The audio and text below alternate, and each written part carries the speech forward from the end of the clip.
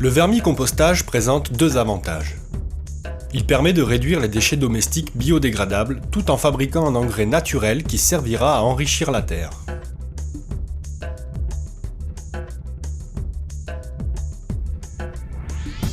Il existe plusieurs modèles de vermicomposteurs.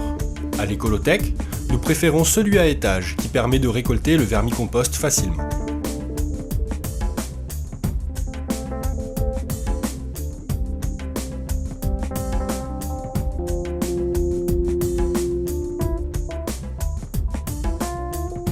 Il y a 3 plateaux qui s'empilent en laissant entre eux un espace de vie pour les vers.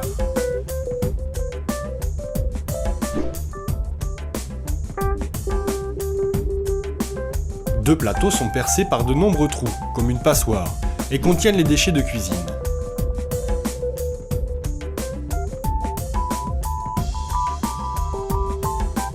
Le plateau du bas, au rez-de-chaussée, récupère les jus de vermicompost, engrais liquide. Il n'est donc pas troué. Les deux autres plateaux, premier et deuxième étage, sont des mangeoires, restaurants, qui deviennent progressivement des réservoirs de compost, constitués de boulettes de déjection issues de la digestion des vers. Il y a également un couvercle et un robinet sur le plateau du bas.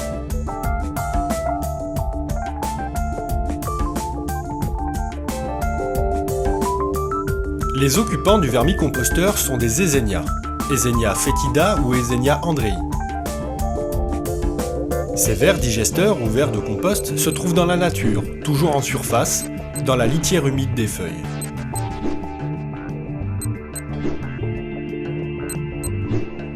Ils mangent la moitié de leur poids chaque jour. Ils se reproduisent rapidement et s'adaptent facilement à un milieu fermé tel qu'un vermicomposteur. Les lombrics, eux, creusent des galeries et descendent plus profondément dans la terre.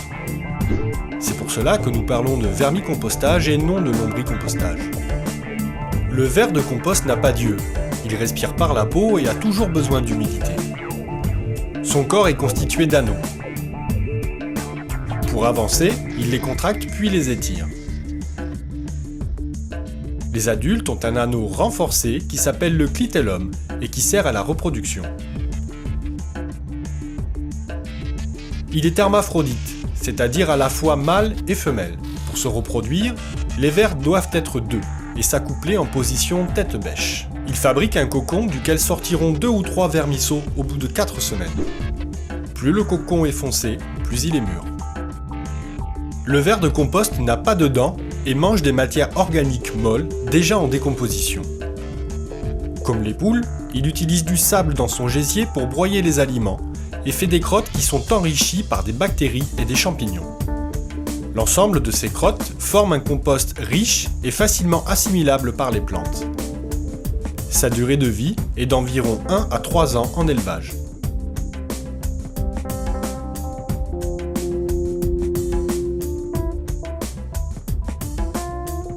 Pour le démarrage d'un vermicomposteur, il faut commencer par installer une litière dans le plateau du premier étage, composée de feuilles mortes, de vieux broyats, de carton découpé.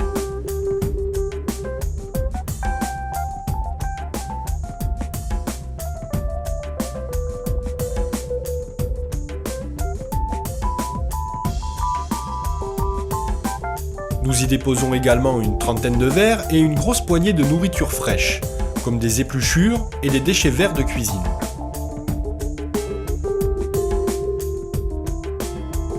Il est important de laisser les vers s'adapter au milieu pendant 1 semaine sans apporter de nouvelle nourriture.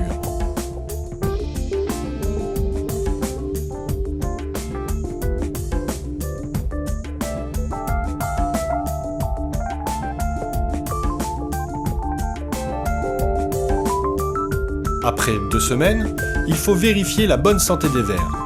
Ils doivent être vifs et brillants.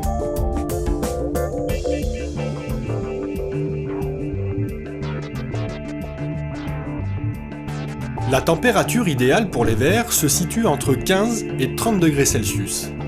Il est donc recommandé de garder le vermicomposteur à l'intérieur en hiver et à l'abri des fortes chaleurs en été.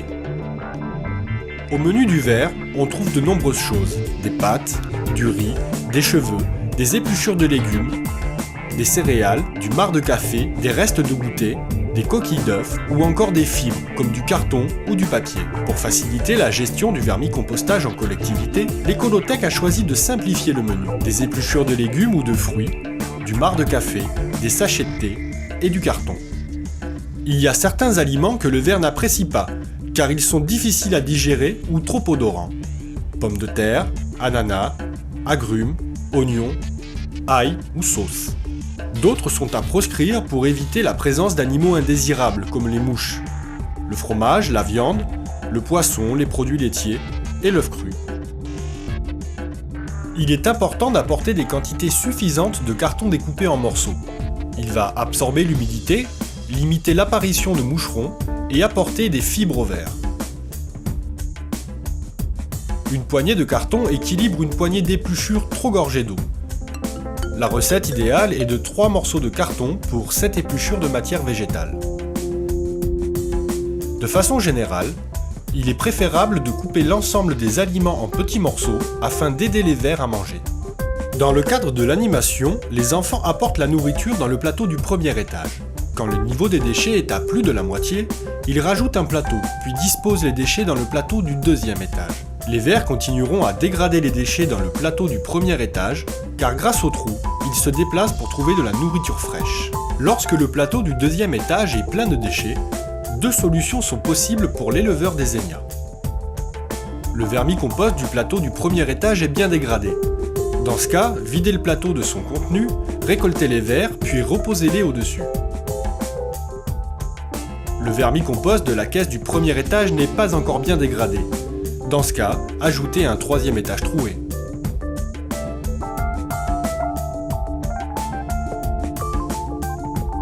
Il faut vérifier régulièrement, environ une fois par semaine, la présence d'engrais liquides, le jus de vermicompost, dans le plateau du rez-de-chaussée et récupérez-le régulièrement dans des récipients hermétiques, à l'abri de la lumière et des fortes chaleurs.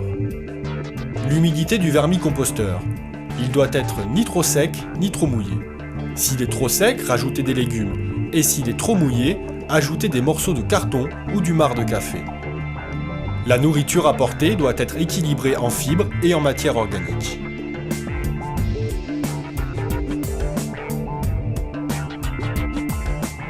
Le jus de vermicompost que l'on récolte dans le plateau du rez-de-chaussée provient de l'excédent d'eau contenu dans les déchets. Ce liquide s'infiltre dans les matières décomposées et se charge en nitrate. Le jus obtenu est donc un engrais très riche et très efficace pour toutes les plantes en pot ou en pleine terre. Pour l'utiliser, il faut le diluer. Pour cela, mettre un grand verre d'engrais liquide pour 10 verres d'eau, de pluie de préférence.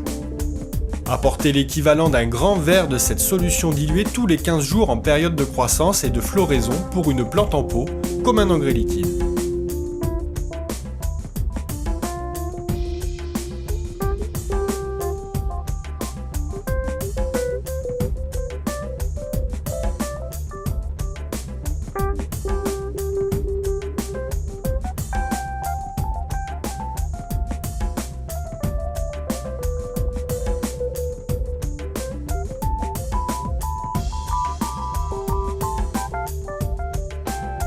Le vermicompost est une matière vivante, très facilement assimilable par les plantes.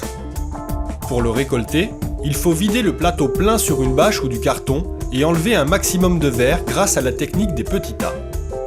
Faire des petits tas de vermicompost de 3-4 cm d'épaisseur et distants de quelques centimètres et attendre quelques minutes. Les vers détestent la lumière et se réfugient alors sous les tas. Il n'y a plus qu'à les soulever pour récupérer les vers et les remettre dans l'étage réserve de nourriture. Si on trouve le vermicompost en grande quantité à la saison chaude, pensez à en donner à des voisins avec le mode d'emploi du vermicompostage pour que le compostage ne soit plus un secret pour personne.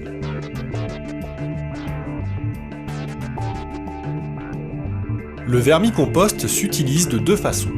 Transformé en engrais liquide. Prenez une boulette de vermicompost et ajoutez 10 volumes d'eau, de pluie de préférence. Mélangez pour bien diluer le vermicompost. Utilisez-le en arrosage.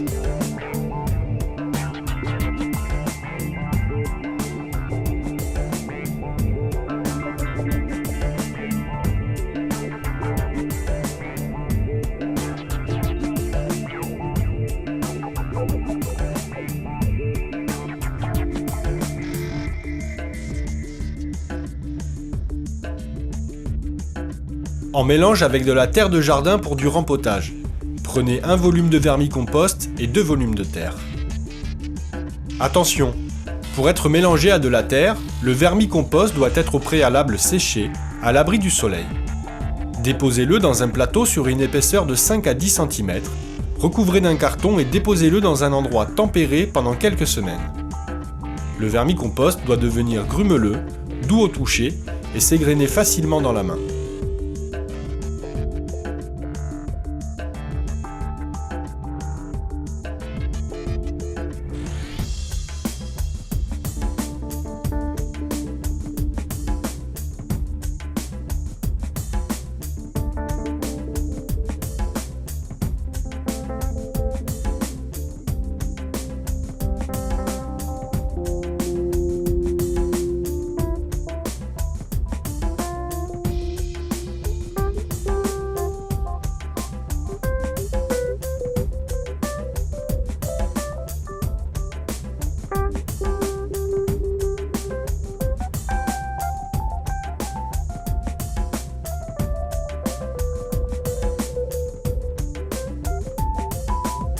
Pour réaliser votre propre vermicomposteur, rien de plus facile.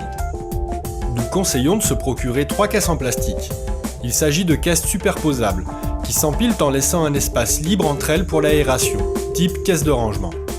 Il vous faudra aussi une perceuse, de la toile émerie, de la gaze, du ruban adhésif ou un pistolet à colle, ainsi qu'une paire de ciseaux. 2 caisses sont trouées dans le fond à l'aide d'une mèche de 6 mm pour permettre le passage des vers. Pensez à poncer les trous pour enlever des restes de plastique qui peuvent blesser les vers lors de manipulations avec les enfants.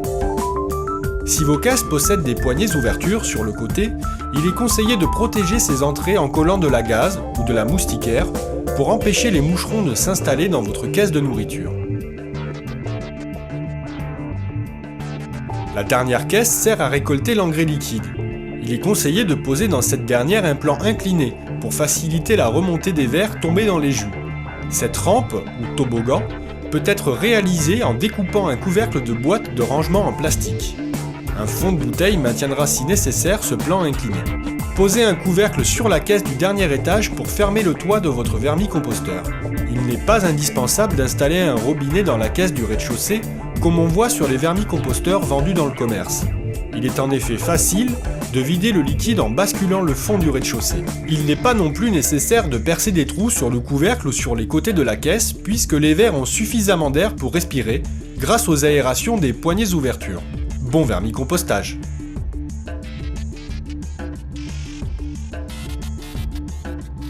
Le vermicompostage à l'école ou en accueil de loisirs constitue un levier de sensibilisation et d'éducation aux biodéchets.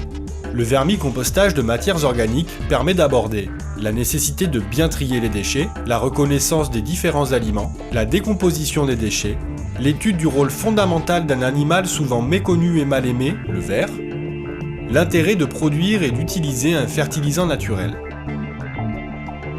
Le vermicompostage permet la découverte et l'observation passionnante d'organismes vivants, champignons et vers. Fréquemment, l'acte de réduction de ces déchets se transforme pour l'enfant, comme pour les parents, en acte d'élevage des vers, on les nourrit, gratifié par la production d'engrais naturels. Par ailleurs, à travers cet élevage, les enfants pourront aborder plusieurs thèmes figurant dans les programmes pédagogiques des classes de primaire. Le régime alimentaire, la croissance, la reproduction, le déplacement. Souple d'utilisation en intérieur comme en extérieur, un vermicomposteur est facilement transportable et ne génère ni bruit ni odeur désagréable. De plus, il n'y a pas de souci de garde pendant les vacances ni de famille d'accueil à trouver pour les futures naissances. Des dizaines de collectivités en ont déjà installé dans des écoles et accueils de loisirs. Le vermicomposteur peut être placé au jardin, à l'abri du soleil et du gel, mais il a aussi toute sa place dans la maison. Il peut constituer dans la cuisine un petit élevage amusant, contribuant, à côté des poubelles, à une gestion efficace et intelligente de nos déchets. Ezenia, le compagnon silencieux et efficace de notre cuisine.